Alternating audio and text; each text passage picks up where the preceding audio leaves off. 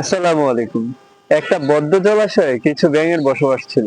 সেখানে কিছু বয়স্ক ব্যাঙ ছিল এবং কিছু বাচ্চা ব্যাঙ ছিল। তার পাশে ছিল একটা পাহাড়।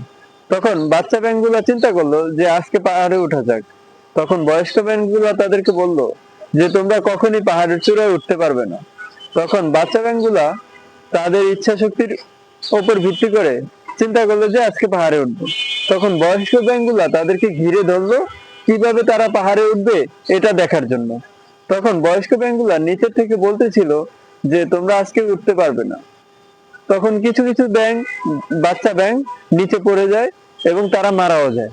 কিন্তু বিকেল নাগাদ একটা ব্যাঙ সেই পাহাড়ের চূড়ায় উঠে এবং দিন শেষে যখন ওই বাচ্চা ব্যাঙটা ফিরে আসে তখন বয়স্ক ব্যাঙগুলো তাকে জিজ্ঞেস করে তুমি কিভাবে পাহাড়ের চূড়ায় উঠতে পারলে। তখন বাচ্চা ব্যাংকটা বলে আমি একটু কানে খাটো, কিছু দূর উপরে ওঠার পর আমি আর কানে শুনতে পাইনি যে তোমরা বলছিলে যে তোমরা উঠতে পারবে না, যার জন্য আমি পাহাড়ের চূড়ায় উঠতে পারছি।